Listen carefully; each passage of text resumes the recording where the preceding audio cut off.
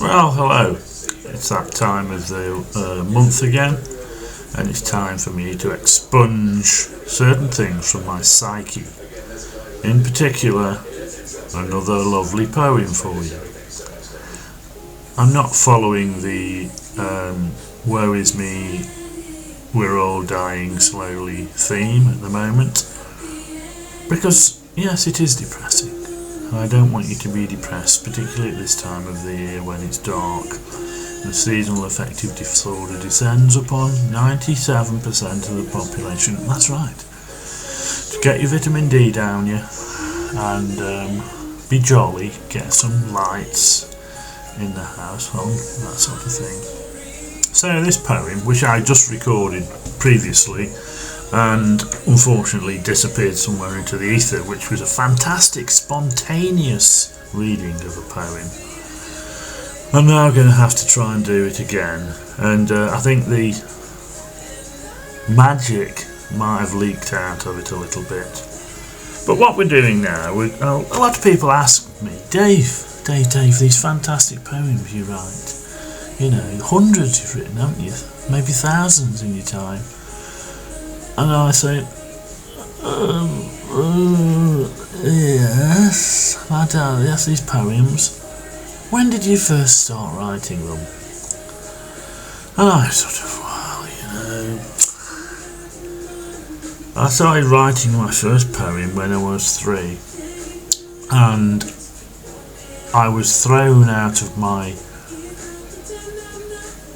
I was going to say wheelchair then, but that's wrong.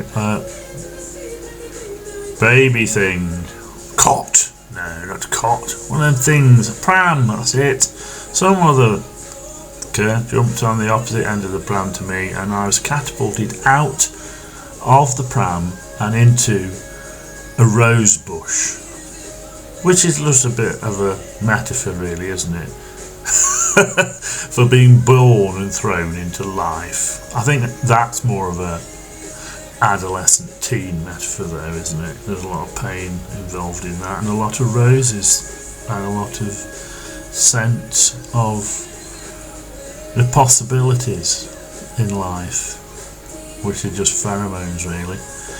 Anyway, that's a total lie, but I thought I'd tell you that anyway. My first poem was actually written when I was at not even university. I wrote a few song lyrics, but I can't think.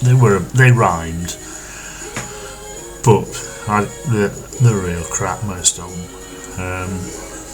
Apart from I really thought God, gold and glory, it's the same old story, faith, fortune and fame, which are the lyrics to a song which were quite good. But other than that, anyway, everything sort of evaporated. All that's solid melts into air, as Karl Marx tells us. And I went off to university to study English literature, mainly because I thought I wanted to be Stephen King, and I needed a bit of a background. I needed to know more about the world, and university was a gateway to do that. So off I went and studied English literature. And there was a poetry course on that which I threw myself into and studied some of the greats, literary greats. The first ones who flow into my mind, I found Sylvia Plath particularly vicious, and Seamus Heaney, brilliant, although I had no clue what he was talking about, of course. And I decided to write my first apprenticeship poem, apprentice piece poem I would call it, a bit like an artist's apprentice piece where they do maybe perhaps a painting of a bowl of cherries or something like that. Well, I did my apprentice piece, and it's a poem that I called The Siege of Beacon Hill, which was based on my observations of Beacon Hill, which is opposite Staffordshire University. And I sat in my car park for many hours in the rain, staring at Beacon Hill all through the seasons. You're actually imagining it, yeah. And I, in the end, came up with a one which was like formatted properly. It was a proper poem. It was a metaphor for the battle, the war between nature and farmers and the farmed land. And here it is. If I can find my glasses. I know you like this, everybody likes this picture of me in my glasses. And here is the book that I titled after The Siege of Beacon Hill. You can't get this, they're a rarity now, unless you ask me, but I still won't let you have one. So,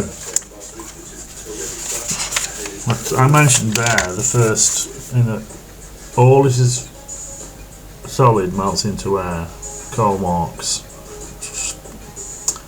Soviet, the Communist Manifesto, not some dumb socialist shit from the Labour Party or something like that, or Western Marxism who thinks it can change the world through force and power. Of course, not going to happen, is it? That's not what Marx said. It's up here where it will change the world.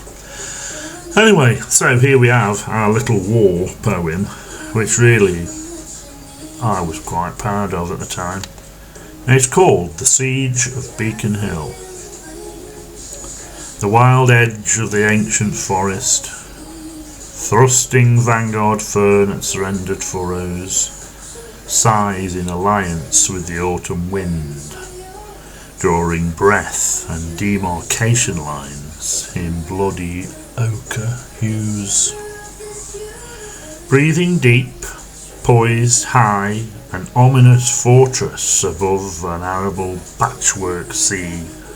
It spins contempt from sycamores and mines margins with oak egg acorns.